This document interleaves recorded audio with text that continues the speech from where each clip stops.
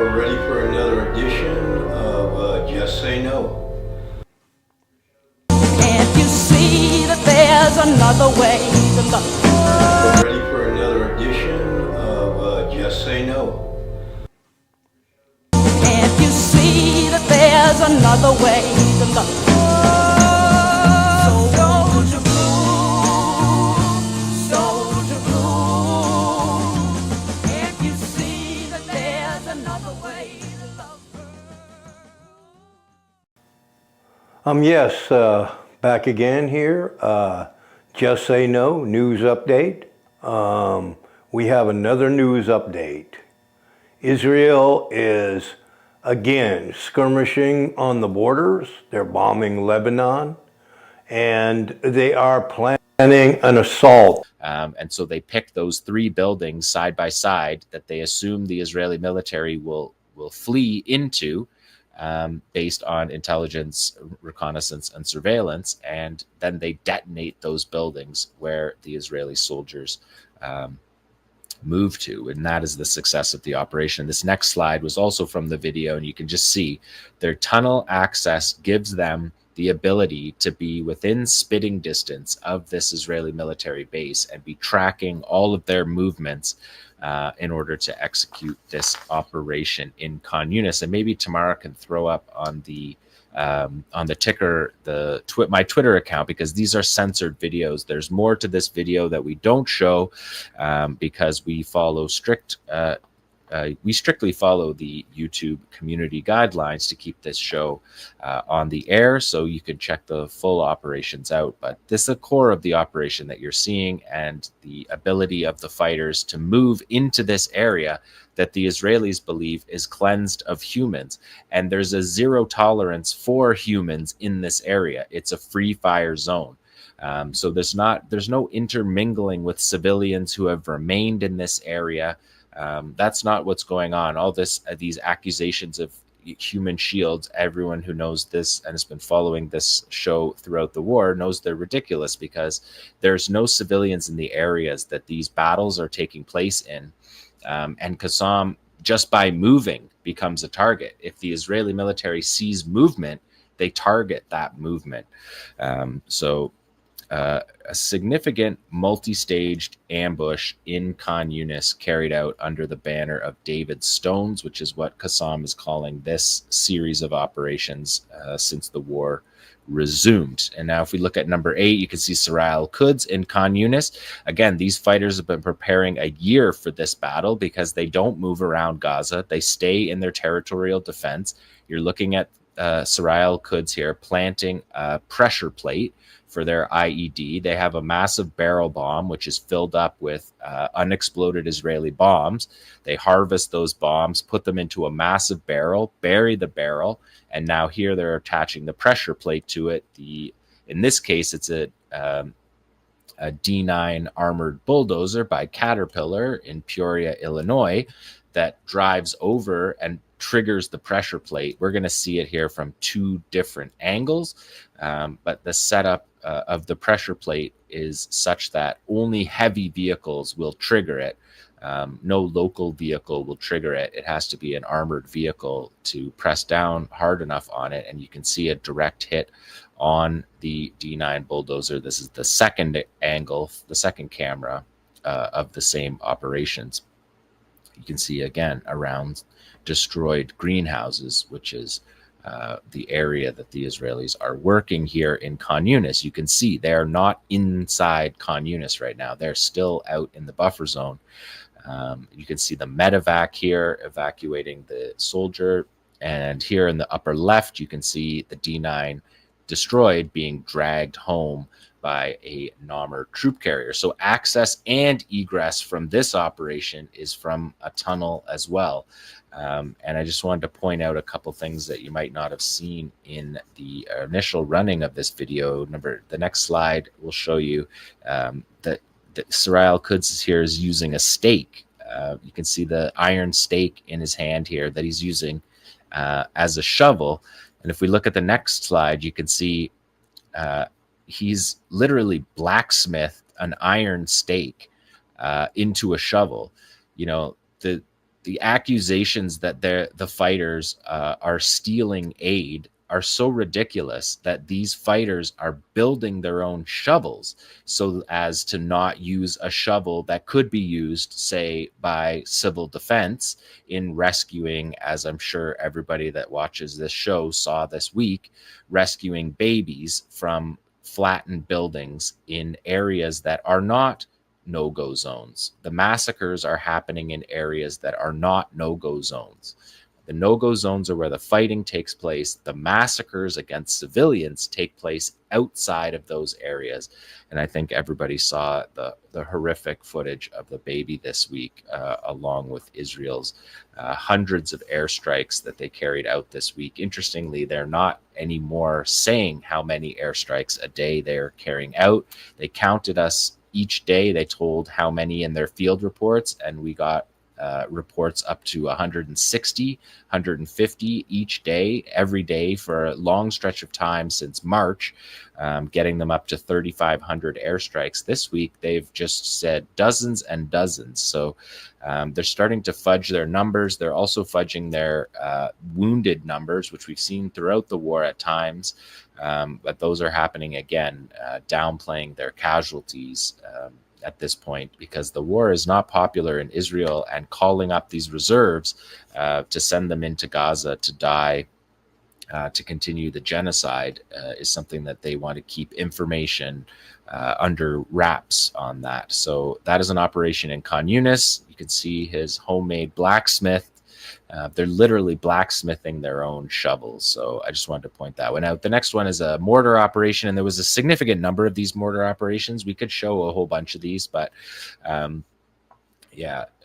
the mortar teams are constantly at work, and this is a Sarah al-Quds operation, Islamic Jihad, but the Joint Operations Room participated in these operations all week. So we saw Saraya, we saw the Qassam brigades, but we also saw the PFLP Abu Ali Mustafa brigades carrying out artillery operations. We saw the Al-Amudi brigades from the Al-Aqsa Martyrs brigades carrying out operations. The DFLP National Resistance Brigades carried out operations, and we've seen that all throughout the war. The joint operations function as essentially an auxiliary force, and they are in charge of standoff fire, artillery, mortars, rocket artillery, and they have been part of that in Khan Yunis significantly this week. There was a number of mortar operations that measured in the dozens this week in Khan Yunis, because the Israeli military is not inside Khan Yunis yet. They're being targeted on the outskirts, and the Israeli military is moving slowly, and Netanyahu even admitted that this week. They're moving slower than at any point during the war because they're casualty averse right now. And so they are carrying out massacres, but their soldiers aren't too interested in face-to-face fighting with the resistance, who are waiting in their positions for the battle. So we will see coming up, I think, in the weeks ahead, we will see a number of resistance operations videos. Just this week alone, there was 20 operations in Khan Yunis, a number of Yasin strikes versus tanks, Yasin strikes versus troops, IEDs versus excavators and tanks, all of the things that we have come to know from the resistance. So that is in the south. This battle is in the south. We'll move now to the north. We'll take a look at map number 12. Yeah, same thing, overlapping no-go zones that don't match that IDF map about area that they control. This is not area they control. This is area that they are ethnically cleansing on the edge of, and they use that word. They use the word cleanse, and Rafah is the model of cleansing. So we know what that looks like.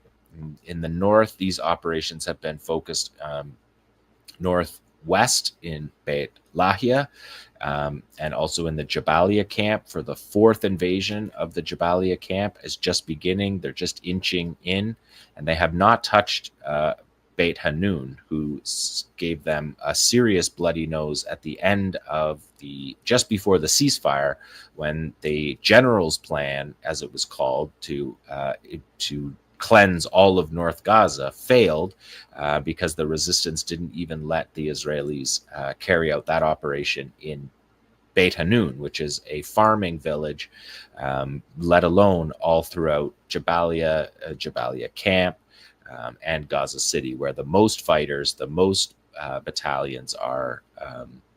So this is the map. We're going to look at Shujaiya operations here. Number 13 is the evac notice. Again, so they clear all this area. They call it a no-go zone.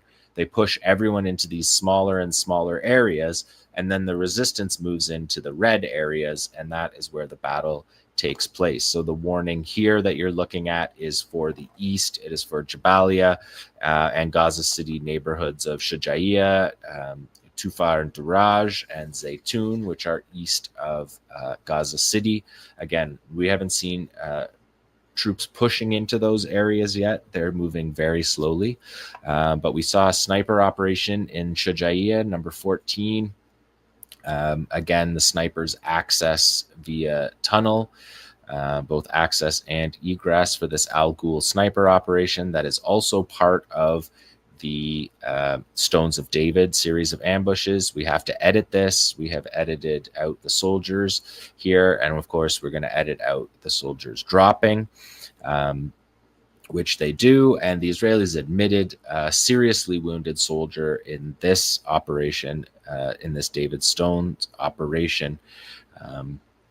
We can see after this also that the excavator that was in the way saw what happened here and hightails it out of the area, which is something we see the soldiers doing. But it's interesting to see the because the Al Ghul is an anti-material rifle. It would make an absolute mess of that excavator. So it's probably the right idea by the military, but fleeing these sniper operations are something that we've watched all throughout this war. So another operation in Shujaiya next is number 15. There was 2 television IEDs set up against this this force working. Again, we see CCTV camera footage all over these areas. The Israeli military is very quick to say that there's cameras everywhere and tunnels everywhere, which they are doing. The television IED is one of the 3 core explosive devices that Qassam builds. We know the Shawad, the EFP, is used against tanks. You can see soldiers that we have blurred out again in there to meet YouTube guidelines. And Qassam also makes the Radia, which is an area explosive. And of course, hand grenades. That was the first thing that the Qassam brigades built, was their own hand grenades. So they're accessing this via tunnel, and then they're watching from a third place on the screens, which keeps their you can see the soldiers blurred out there to meet YouTube guidelines. And the next slide is a real detailed operation that we're going to take a little bit to. So these are M15 American anti-tank mines that have been given to the Israelis in large numbers. We can see an operation here that is going to target an Israeli force that's stationed in this house. And this is beforehand. This is the tunnel. Soraya is showing us the tunnel. They don't often do this, but they're showing us the way that they accessed this building. And you can see the way the tunnels are used. They're buried below the ground. You don't just, they're buried. The tunnels are buried. You have to dig them out. And here they're rigging up with IEDs this house, where you can see somebody has just fled this house. And the Israeli military is using this place as a base. And so the resistance targets it, again, predicting which houses along the route. Here's, again, section that's been edited out with the soldiers, and I've blurred these soldiers. But this is the detonation of that operation. And again, it's from below ground where the fighters are safe, detonating the building. This is in Shujaiya again. Soraya said that they had confirmed casualties and that they had watched the medevac on this operation in Shujaiya. This operation took place last week. Every video that I'm showing you this week is the same as ever. All the videos were published in the week since you last saw me. And so this operation falls within that. You can see the setup around the building. You can see the tank and the D9 bulldozer around, probably around back, like we saw in the previous video. There's more armored vehicles that just aren't in this camera shot. And I'm going to break down each of these segments for you because the detail in this is remarkable. If we look at number 17, so you can see the way the tunnel is built in this operation. They give us the shot of it. The tunnel is key to this because they're accessing the area in an ethnically cleansed zone. If they're out on the street, they are targeted instantly and killed, which is how you know that these videos that the Israelis are publishing of drone strikes on civilians walking in the middle of the road are civilian massacres. They say they're fighters, but they're not fighters. We've never seen fighters walking down the middle of the road. And here you see it in stark reality under this tunnel. The next slide, you can see the use of the this is a return to sender operation. They're using these M15 mines that the Americans gave to the Israelis and the Israelis used to blow up the houses. They were captured by Saraya and used in this operation. And the next part of it that we clipped here is they're hiding the IED inside the pot, because at this point in the war, the Israelis are very aware of the ways the houses are booby-trapped. They send cameras in, as we've seen. They send dogs in. So these are the disguising of this operation in a pot. The next one is the way it's used in the wall, tucking it into the wall here of someone's house. In behind, they showed in the video how it was on both sides of the wall. Then they'll cover that up. And the real interesting note is this next one here, where the wiring, he's even put the wiring to match the house's wiring, so as to not be seen by the Israelis or the dogs or the cameras on the dogs and cameras on the drones in this operation. So significant ambush in Shujaiya. There was a number of other operations in Shujaiya this week. On Tuesday, the Israeli military reported an incident where a fighter emerged from a tunnel into an alley in Shujaiya. The alleys of Shujaiya have vexed the Israelis for generations. The fighter shot two soldiers basically from point blank range and escaped back down through the alley, back down into the tunnel, and he survived, returned to his base safely. The incident, according to the IDF, occurred in an area where the IDF had been operating for a relatively long time. Therefore, they believed that there was nobody in this area, but the tunnels allowed them to access, the Qassam fighters to access the area that the Israelis believe they're safe in and hit them. At the time of this operation, the Israelis said there was an Air Force combat helicopter. So this unit has Apache helicopter support and still couldn't find the resistance fighter who killed at least one soldier they're admitting to, and wounded two others. There was also an operation that the Israeli military reported on that we haven't got a field report yet from Qassam, but we will certainly in the coming days, that the Army radio is reporting that Qassam used a drone-dropped explosive on a special forces unit that comprised of two Yahalom tunnel unit soldiers. These are the special forces that go down into the tunnels, and one Shin Bet officer were wounded in that. And also there was an operation in the Jabalia camp that carried out a multi-hour battle that was based around IEDs detonated along the road that the Israelis take.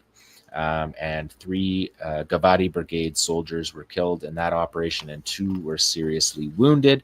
According to the Army investigation according to the IDF investigation cited in Army radio, this particular scene along this road had an estimated 20 explosive devices spread out along the route, and the IDF estimates that these were activated from a tunnel, and they made a big deal of it this week in their communications, talking about how these houses all have tunnels And that is the major threat to their forces and why they are moving slowly. So that is the northern Gaza Strip report. I just wanted to quickly bring people up to date with Yemen because over the past 2 weeks, there has been 19 ballistic missile attacks on Israel and 6 drone attacks with the Yafa drone. In the past 2 weeks, according to the Yemeni armed forces and Abdul Malik al-Houthi. And one of the statements from the missile attack by the Yemeni armed forces said the Yemeni armed forces are following the developments of the battle in Gaza and stand in reverence and respect for the sacrifices of its free and steadfast sons. They extend the military salute to the Al-Qassam brigades and Saraya al-Quds and to all the heroic mujahideen in all the factions who defend the nation when everyone else has abandoned them. May the eyes of the cowards never sleep. Free, dear, independent Yemen is with you, and we will not let you down, even when the whole world does. It is with you. Yemen is with you until the aggression against you stops and the siege is lifted. And another ballistic missile attack 2 days ago, the Yemeni armed forces pointed out that the missile strike prevented American military cargo planes from landing. They're landing at Nabatim Air Base in the south and also presumably landing some parts at Ben Gurion Airport, but we can see in this next slide the C-17 heavy lift that was on its way to Gaza just turned tail, I guess you call that, when you do a complete 180 and head back where you came from. Instead of dropping off military parts and components and weapons to Israel, it flew back to its base. I think in this case, the base was in Italy, Ramstein in Germany.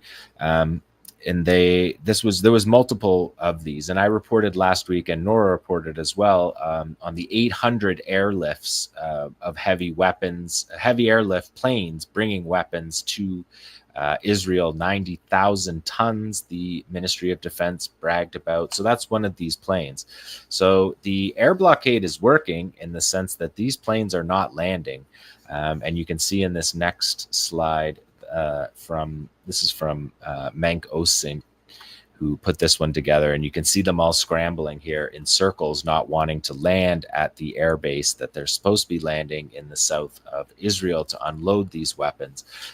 So a successful blockade by the Yemeni armed forces is part of their aerial blockade of Israel. And just as a last point, number 33, this is the Qassam brigades saluting the Yemenis for this. You can see the Jambia Yemeni dagger in through the tarmac of Ben Gurion Airport. You can see caution tape on this Qassam poster that says closed by order of Yemen, meaning the airport. You can see the control tower in the background. And this is from an Abu Obaida, the spokesperson for the Qassam brigades. He sent this message out in May. Glory to Yemen, the twin brother of Palestine. May God guide your aim, bless your struggle, and accept your sacrifices, Abu Obaida said. He said, you are from us and we are from you. So solidarity between Yemen and the resistance in Gaza that we have been tracking on the Resistance Report for many months now. And that is the Resistance Report for day 608 of this war. Thank you so much, John. I don't know. Sometimes I'm just like, I don't even know what to say. The fact that they are using the actual term cleansing or clearing or, these kind of admitting the quiet part out loud in full view.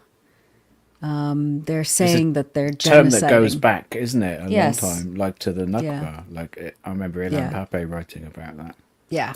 Yeah, it's not an accidental term, and it's what they did. And in Rafah is completely destroyed. And so it is cleansed in that sense.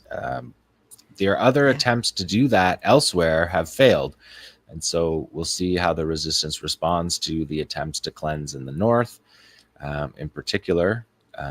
But in Rafah and the battle in Khan Yunis right now that is just beginning, I think we'll be all eyes on that battle. Yeah.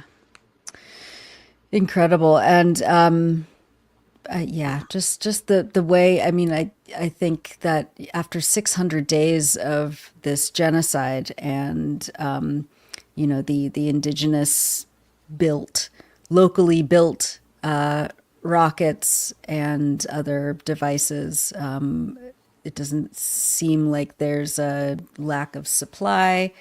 I mean, you're always talking about the kind of recycled or upcycled, return to sender kinds of munitions that the Palestinian resistance is still continuing to build. And in a case like Khan Yunis, the Israelis have not been operated in Khan Yunis in more than a year. We know, and we hear them on your excellent news reports all the time about firing missiles into the hospitals in Khan Yunis, but actually fighting on the ground against the resistance and not just massacring people in hospital beds.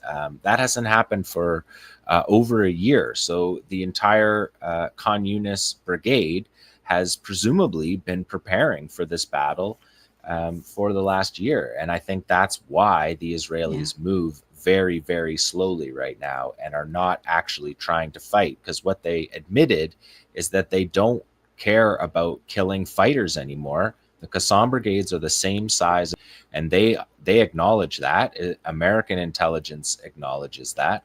What they want is territory, and they want to destroy and cleanse that territory that they can hold around the buffer zones to increase pressure. It's part of the aid plan to increase pressure, and it's been a tough couple weeks to be watching what has been a horrific 600 days.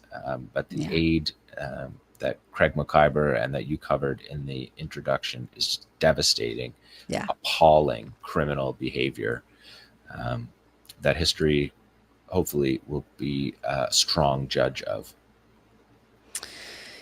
Yep, exactly. And we just have to keep pushing, as Craig was saying, and we can't let up. We have a couple of things that we wanted to discuss. There was now these like very casual and convenient admissions by former Biden administration officials. We have Matt Miller, people call him Count Smirkula, the former State Department spokesperson, this week admitting that Israel has committed war crimes, something he was put there on the podium to deny over and over and over again for the first year and a half of this genocide. There's actually a clip of the Gray Zone's Liam Cosgrove confronting Miller at the State Department last October, 1 year into the genocide. So this was October 2024. Let's go to that clip. And then Ali, I want you to analyze this for us. Question for you is, we often hear in response to these concerns that, well, Putin, Khomeini, they're war criminals, they're terrorists, as if they're too inherently evil or immoral for us to negotiate with. But meanwhile, this administration has financed a genocide in Gaza for the last year, and every day you're up there denying accountability for it. So, I mean, what gives you the right to lecture other countries on their moral... So, if you have a policy question for me, I'm happy to take it. If you want to give a speech, there are plenty of places in Washington where you can give a speech. Yeah, but people are sick of the bullshit in here. I mean, it is a genocide. You are abetting it, and you are risking nuclear war in Ukraine. So, Ali, what do you make of Matt Miller suddenly, revealing that, yes, Israel is committing war crimes when he's conveniently out of office? Well, Nora, that clip, of course, is a throwback to the Biden administration, and I think we all got thoroughly sick of watching Matt Miller lie, deny genocide, deny war crimes, deny what everyone, including many of the journalists in that room, were seeing with their own eyes. And Miller now is out of office, and he gave an interview to Sky News on June 2nd, and I'm sure a lot of people have seen short clips of this, but I actually watched the whole thing and pulled out a few clips that I thought it's worth watching and then commenting on. So why don't we run the first clip, Tamara, and then we'll just go through them. With Gaza, so Gaza has been such a horrific situation for so long. I'm interested to hear you say that because, I was in so many of your briefings, and I hope you don't mind me saying this. We got the sense from you, your persona, what you were having to say as spokesman, that you didn't really care as much as some people did about what was going on. I kind of wondered at times whether you were seeing the same images that we were seeing daily. Were you? Yeah, absolutely. We're seeing the same images. In some cases, we're seeing other images that you probably didn't see. I can tell you, just speaking for myself, but it's true about my colleagues in the government. The effect of that war was crushing, crushing. To look at what was happening to children every day in that war.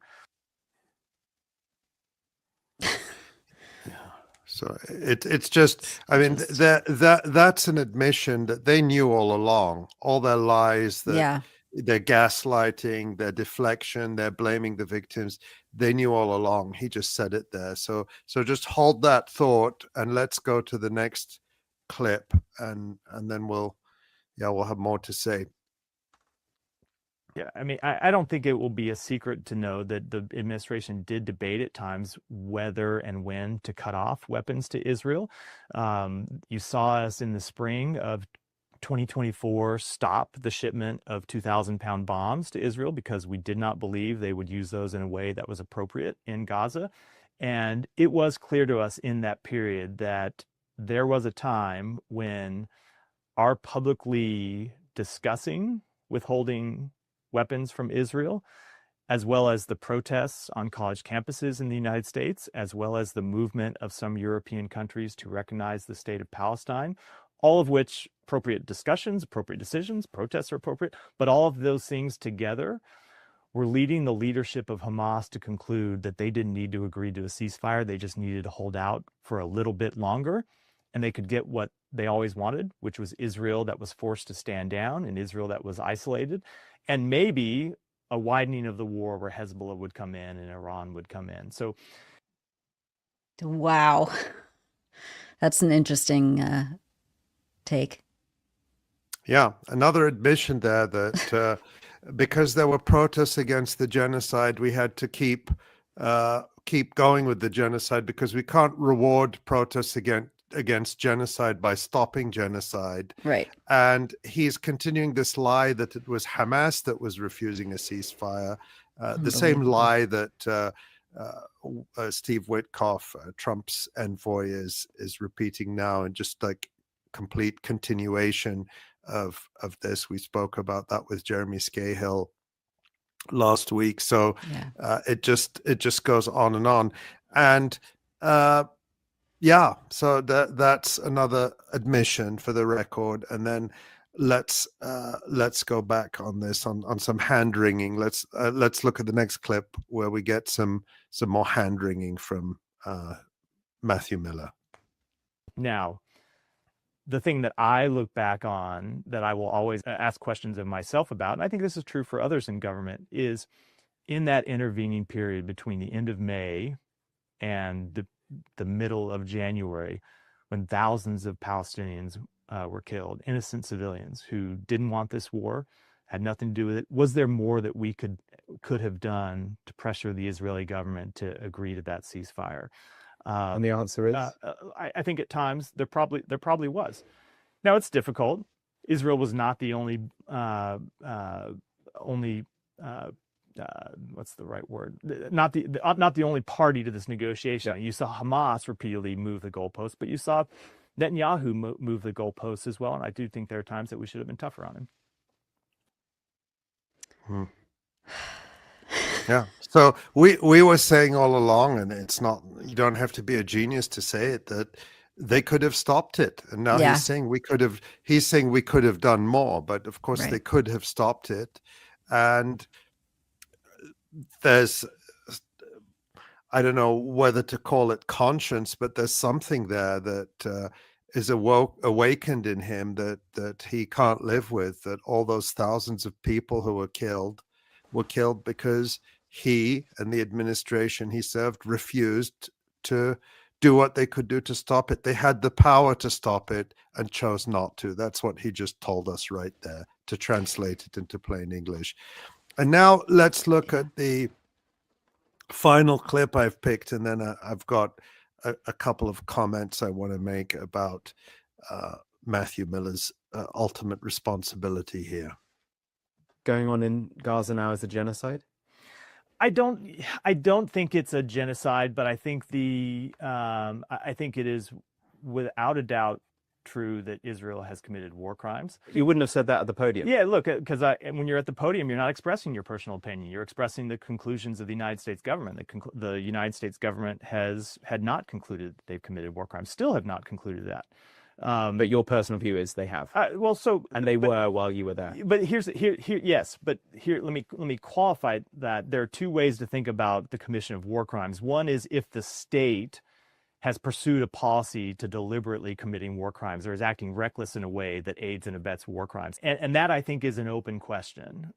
I think what is almost certainly not an open question is that there have been individual incidents that have been war crimes where members of the Israeli military have committed war crimes. So ultimately, in almost every major conflict, including conflicts prosecuted by democracies, you will see individual members of the militaries commit war crimes. And the way you judge a democracy is whether they hold those people accountable. But Israel hasn't. That's my point, right. Is we have not yet seen them hold sufficient numbers of the military accountable, and I think it's an open question whether they're going to. I'm really struck that you think now that Israel did commit war crimes, and yet at the time, and I get why, but at the time you were at the podium and you couldn't say that. I mean, personally, that must be very difficult for you. So the State Department itself had concluded, not in these, they didn't phrase it in these terms, but I think I did at the podium a few times, had concluded that it was likely that Israel had committed war crimes. But I do think it's almost certain that they have.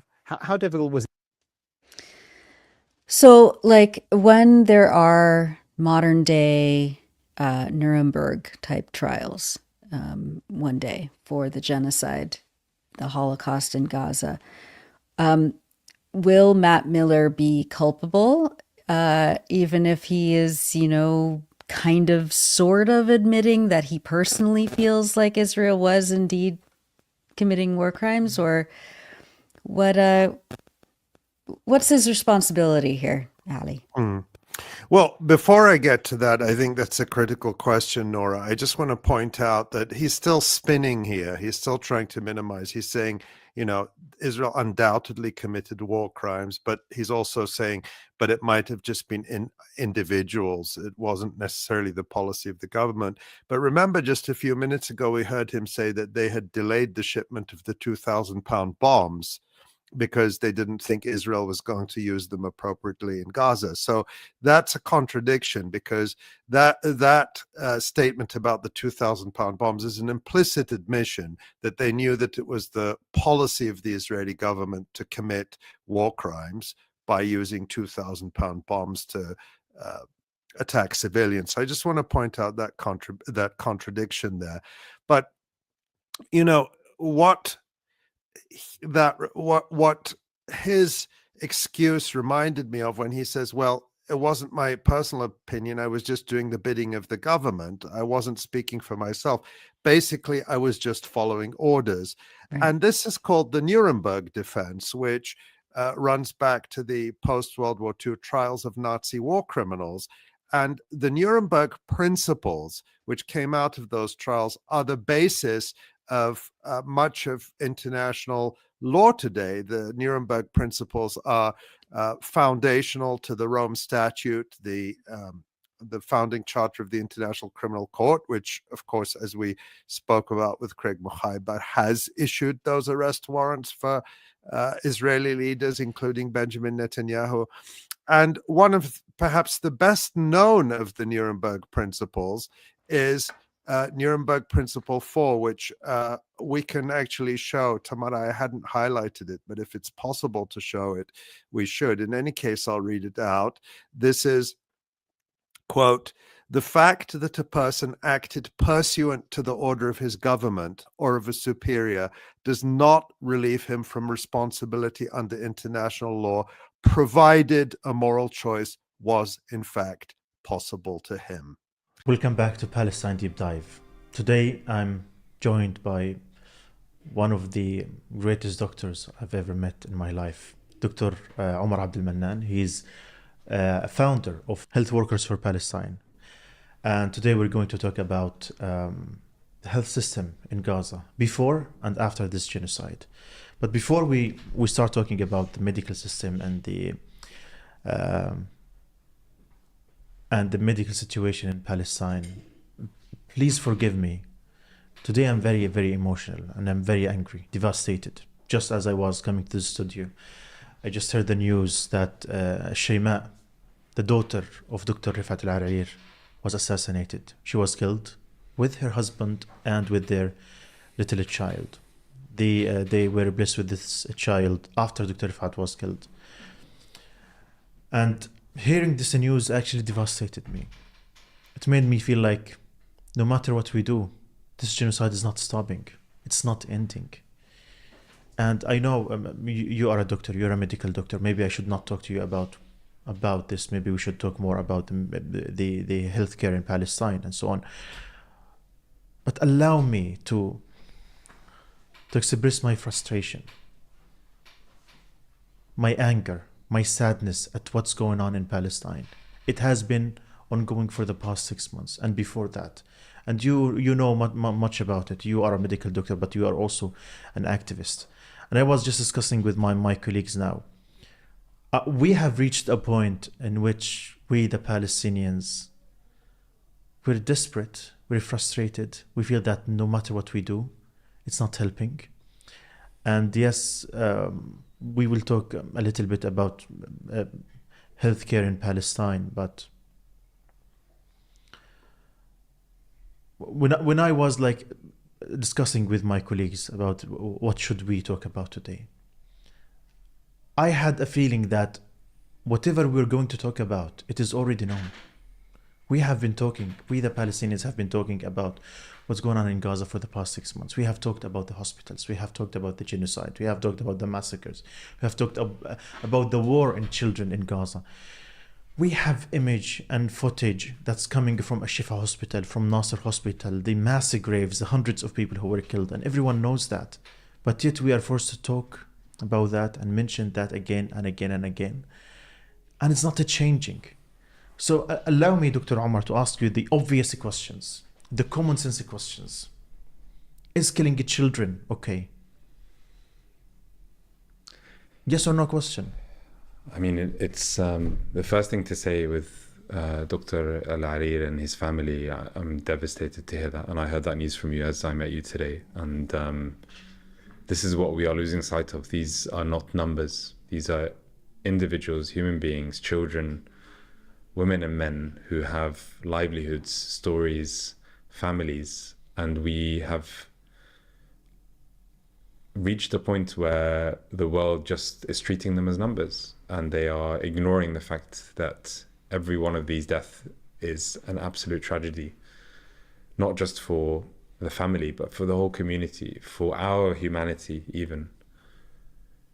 This is the one point, actually, every time I've spoken to anyone who has no ethnic, religious, political affiliation to Palestine, the one thing that keeps jumping out is, how can you do this to children? How can it be okay to kill children? So the answer is no, of course. I mean, in what world is it okay for 15,000 children to die in 6 months? In what world is it okay that we see a child losing, 10 children losing 1 or 2 limbs every day, being amputated? Is killing doctors, medical doctors, okay? Is it right or wrong? I think this is the worst of the crimes that are happening. I mean, as I said, every soul, regardless of whether you're a medic, you're a child, you're a human soul. As a doctor, my role is to protect. I took a Hippocratic oath to protect life, to do no harm. But the fact that these doctors, these 485 and probably now more than 500 healthcare workers who have been deliberately targeted, these are people in the caring profession. They should be protected in some ways. Everyone should be protected in Gaza, but these, they are looking after other human beings. They are trying to protect life. And the fact that they are being targeted in this way systematically, and this did not start on the 7th of October, these health workers have been targeted from well before that. We are just seeing now an acceleration of that. This is, for me, the thing that is most triggering. Every time I hear the names of one of these medics or nurses or paramedics who have been killed, it's my profession, so it hits home, just like the children, just like the Dr. Al-Arir and others. Every one of these stories hurts. Is there any justification whatsoever to targeting hospitals, bombing entire hospitals? All of the hospitals in Gaza, most of them were destroyed now, especially those in the north of the Gaza Strip. Is there any justification whatsoever to bombing a hospital? I can think of no justification, and what's interesting is I think back at no other point in any conflict that I remember were these excuses of, there might be militants or there might be terrorist activities or operation cells happening with it. This was never used. We never heard about this in Ukraine. We never heard about this in Bosnia. We never heard about this in any of Syria, any of the previous conflicts. So for me, no, these are sanctuaries. These are places where people are being treated, and there is no justification. But we know, we've been talking about this. We've seen, the Israelis have said every time they've told us what they're going to do, and they've said it. They've been very open about it. These places are targets, and we will attack them, and that's what they've done. And I expect no better from them, to be honest. I'm not surprised by their actions. What I'm deeply disturbed by, and what to this day every time I think about it, I just can't understand, is the lack of response from everyone else. The lack of response from our leaders, the lack of response from medical institutions, and I can come back to that later on. And because within every society you have layers. You have obviously a government layer, and then you have institutions within that, and every one of those has their own leader or their own power structure. And within that, everywhere in the UK, I see silencing. I see people justifying these acts, which are war crimes. Frankly, they are war crimes. There is no other question about it. And in any other conflict, there wouldn't be a debate about whether these are war crimes. Is there any justification for abducting doctors and health workers and torturing them, putting them in jail for months and months without any justification, without any accountability? Is there any justification to do that? No, this is a continuation of, you've dehumanized the population. So the justification on the Israelis is, the only way they can see it is these doctors are not human. They're human animals, as they told us before they were going to do that. So again, I have to stress this. These people are there treating other human beings, caring for people's lives, trying to make do with a situation that is horrific. And these are the best of the people in Gaza. These are the best of humanity. And there's a reason why they're being targeted, just like the journalists who are being targeted, because they are truth bearers. They are witnesses to what is happening. They are seeing the injuries. They are seeing the kind of munitions that are being used. They can write this testimony. So for the Israelis, there is nothing worse for them than these people being allowed to live on. And even the torture and abduction, I think about why are the doctors who are being abducted and the health workers in general being subjected to worse torture than the non-medics? Why is that? I think the only reason must be that they are trying to send them a message. When you leave here, you don't go and talk about what you saw. You don't talk about the injuries that you saw. You don't talk about the war crimes that you witnessed. Why else would they be subjecting them to torture on this level? It is an attempt to destroy the truth, to silence the truth in any way, shape or form. And there is no other profession, maybe apart from the journalists, the amazing journalists who have been on the ground in Gaza trying to cover this, but there's no other profession where people have been able to witness these war crimes at this scale and be able to document them. Is there any justification for burying people in mass graves? We have heard that more than 300 people were buried at the Nasser hospital compound. Many of them were buried alive while they were handcuffed. They were executed, they were buried. Some of them were alive when they were buried. Is there any justification for that? Some of them were wearing their scrubs. Some of them were on shift. And as you said, I mean, it's, when I saw this news, I remember the first time I read it, 300 bodies or 280 bodies initially that they said had been excavated. And I thought, I bet they had been buried alive. Before even the news broke out, I thought, I bet that's what they have done. Because every time there has been an atrocity they have committed, it's still not the worst atrocity. There is something hiding behind that. And on what level can you justify burying another human being alive, regardless of who you think they are? If you really want justice, if you think you're going after militants, then try them in a court. Don't bury them alive. But there is no justification, because we know these are civilians, human beings, children, medics, people in their scrubs, people who are, again, trying to do their day job. And their only crime was that they were doing their day job. Is there any justification whatsoever for using internationally prohibited weapon against the population in Gaza, the women, the children, the civilians? No. Is there any justification for bombing medical facilities, colleges that teach and train young people in Gaza to be doctors and health workers? And most importantly, why do I ask you this question? Why do we, the Palestinians, have to ask these questions and to tell the world that targeting a journalist is not okay, targeting a doctor is not okay, abducting a health worker is not okay, destroying a hospital is not okay? Why do we have to go through all of this process? Aren't we humans? Don't we deserve to be talked about like normally human beings? Why do we have to educate the world and tell the world about the massacres that's happening against the Palestinians in Gaza? Why do we have this conversation? Are we equally human beings?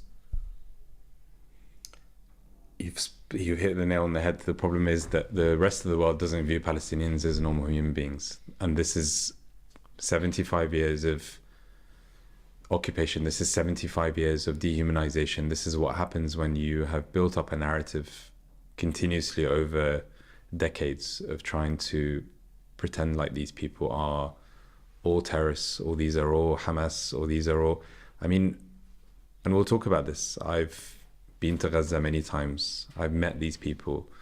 I've eaten, drank, played football with them on the beach. These are human beings just like you and me, and if not superhuman beings, many of them. You are not a Palestinian. You're a British, you're Egyptian.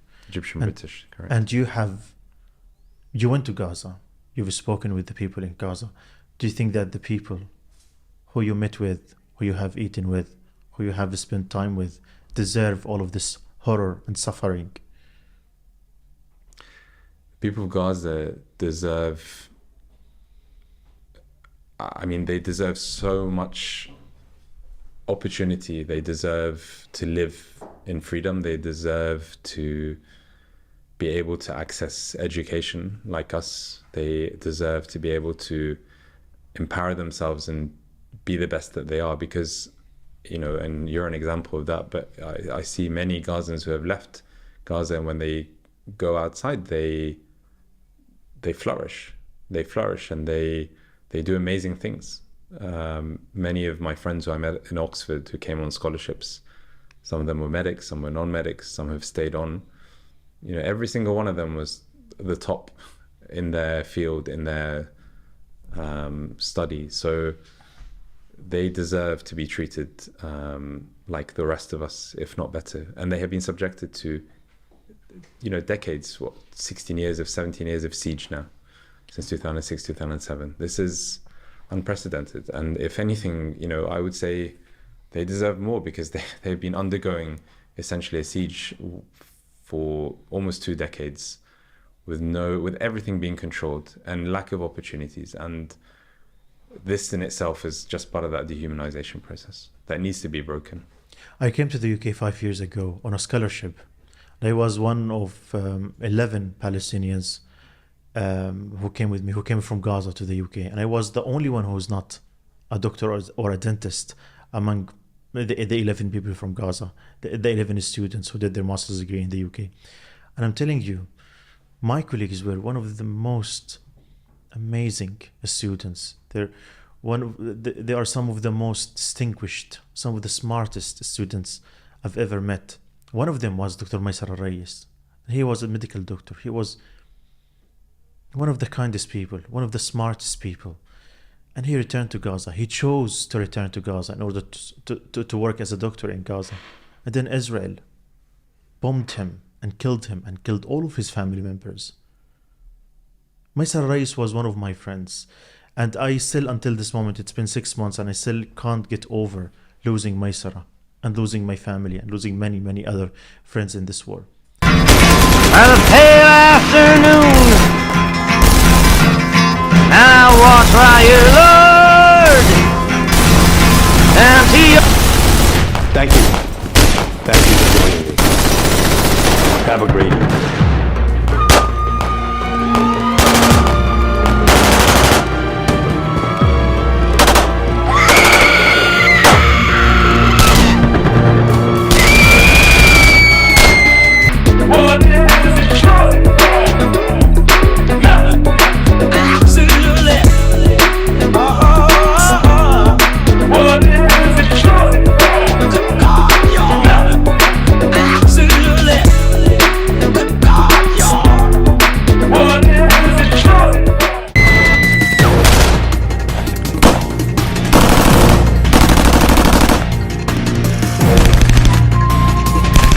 Thank you for doing that.